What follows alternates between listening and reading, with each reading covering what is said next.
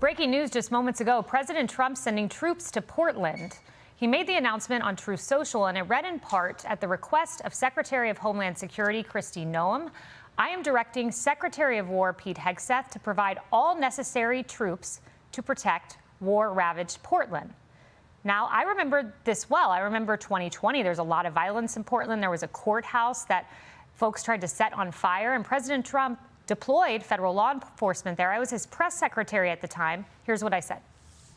By any objective standard, the violence, chaos, and anarchy in Portland is unacceptable.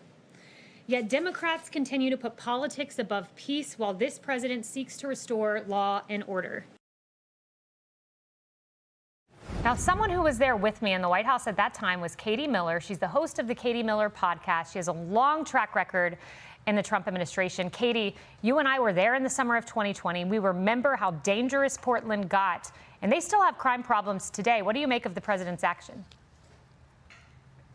You know, the greatest difference between President Trump's first term and a second term is that we're not waiting for there to be set fires in Portland.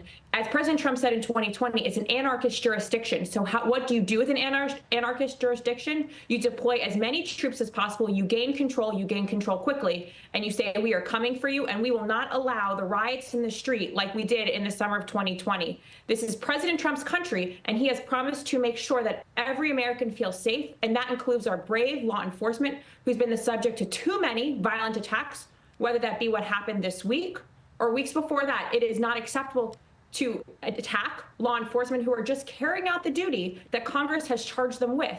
And President Trump has said no more.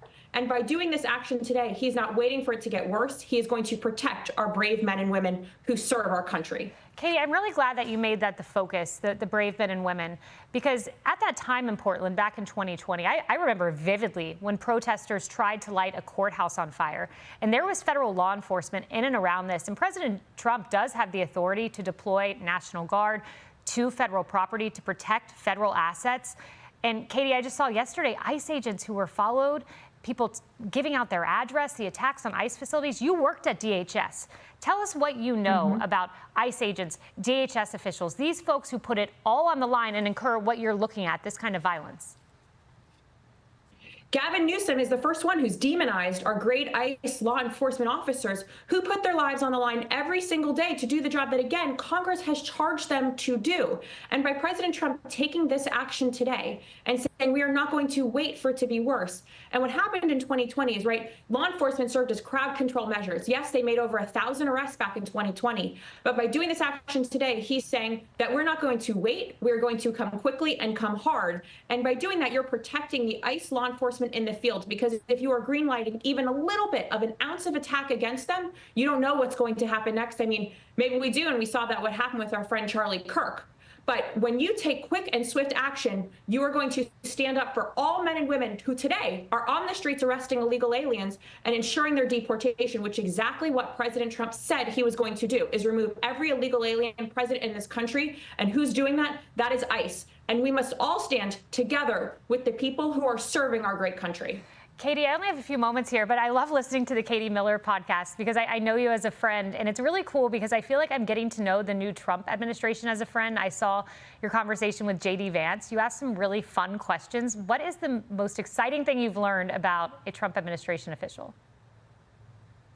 The greatest thing I really learned is how friendly they are with one another, which is such a change from the first administration, is that this time President Trump has truly picked a cabinet who enjoys hanging out with each other, whether that be on Air Force One or at dinners or on girls' nights together, because President Trump has selected such a diverse cabinet that includes more women than ever before.